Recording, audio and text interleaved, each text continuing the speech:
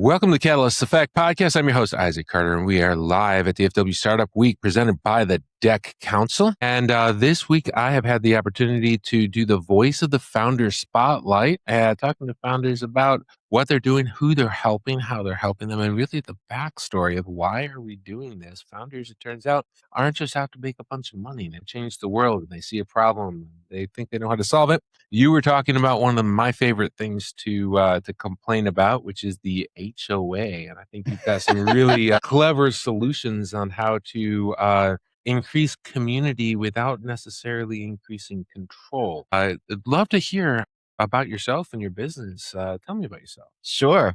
So my name is Joseph Martin, and I am starting a new nonprofit organization called Nestled. It's focused on transforming underutilized space into cooperative housing. And this comes out of my own journey of learning how to build communities. So 15 years in the nonprofit space, building communities in both religious spaces and in New York City with immigrant communities, and also my love for real estate and realizing like we're at a really critical juncture in the U.S. of a lack of affordable housing.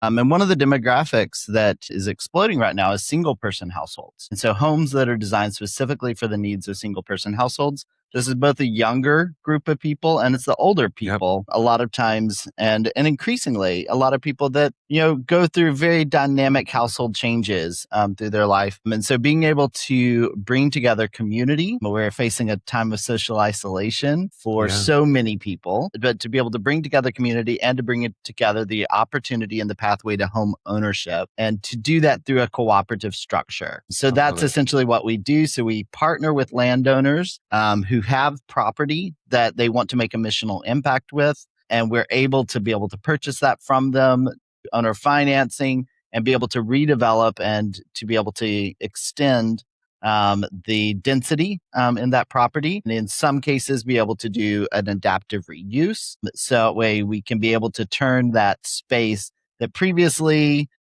might have been serving one particular population into being able to serve a lot more people. I think I might have an example of this. Algonac Elementary School, Algonac, Michigan, 20 acres, right in the middle of the city. Just 8 years it's empty. Algonac needed more affordable housing. Needed a community center. My dad's on the city council up there. And so the city council purchased the property back and then worked with a developer to develop a community center surrounded by affordable housing. Yes. And there's a lot of grant opportunities out there for that. Correct. There's a lot of creative financing and a huge amount of need. Yeah. And there's a lot of will. I mean, this is a bipartisan issue. We're seeing this in conservative states. We're seeing this in progressive states. This is something I think everyone can really get behind because they're like, oh, this affects everyone. Yeah. At the end of the day, we all need a place to go home to. And we want to feel at the end of the day that we're safe, pure, and that we're surrounded by a village of people that know us. The need for community and the need for a home doesn't have a political affiliation. Yeah. It's something that affects every single person of every single stripe. And something that's interesting, when I was a kid growing up in Metro Detroit as a teenager, we would go to the old barn to do things that teenagers do, right? In Algonac, Michigan. I won't ask. For me, it was racing my RC cards and stuff like that. It was a barn. And in Algonac, Michigan, that place was the abandoned elementary school. In Detroit, it's the Packard plant.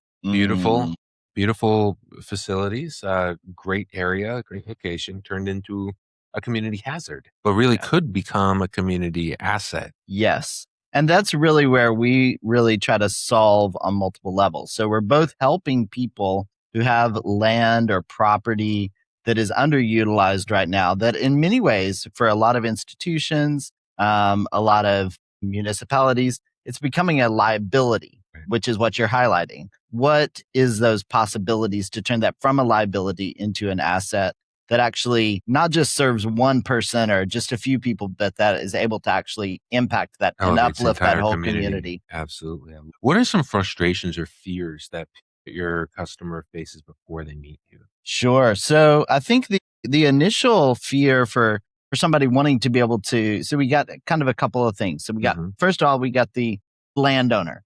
And I think the fear there is this actually going to work? Is this actually going to make meaningful impact? There's a lot of good ideas. Is this actually going to work? And this is where we're able to kind of assuage some of those fears by pointing to some models. So in Oregon, there's an organization doing what we're doing. They're supposed to have a different focus on the term of the demographic, but they're doing it. And so that's one of the fears that they have.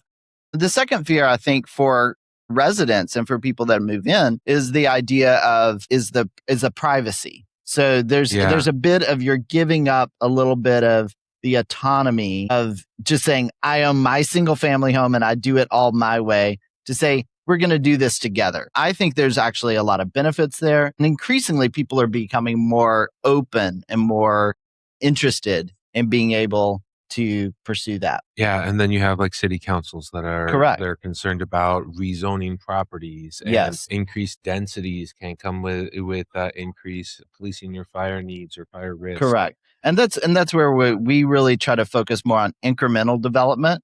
Okay. And so this uses this saying like, how do we make sure we're not outpacing the neighborhood around it of what that neighborhood can be able to support? Yeah, and a lot of times people think that the outpacing means from a property value perspective, but it could mean from a infrastructure. Right. Some smaller cities have limits on their water handling, and you can't just increase water purification or treatment by 30% in 1 year. It has to scale Yes. slowly and strategically. And that's really where, if you're able to do it in a way, and this is our big focus, is how do we make sure we're being a win-win situation, not just for the people who live on this property, but for the neighborhood, for the city, for the community, that this really is a symbiotic relationship that is able to uplift beyond just the people who live there. In a weekend, and you don't even think what's happened to the wastewater, what's happened to the police, what's happened to the park and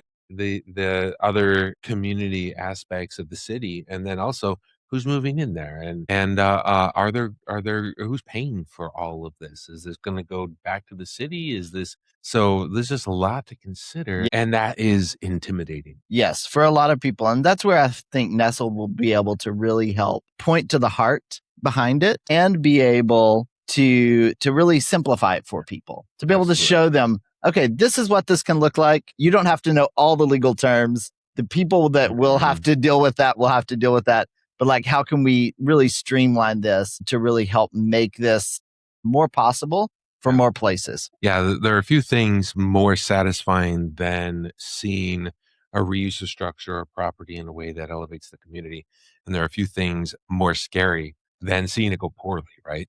When it goes well, it goes really well. Yeah. It doesn't seem like a middle ground, like, it was okay. But I mean, that's with all development. Absolutely. You can have any kind of development and it can go sideways.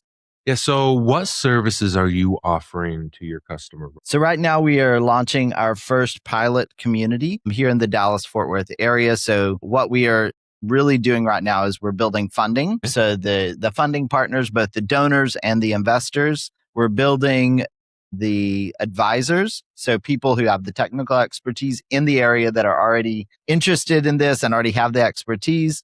And we're building residents and land partners. So we're working kind of on multiple strategic things to be able to help bring people together. Awesome. I love it. Thanks so much. I love hearing what you're doing. Absolutely. Thank you so much.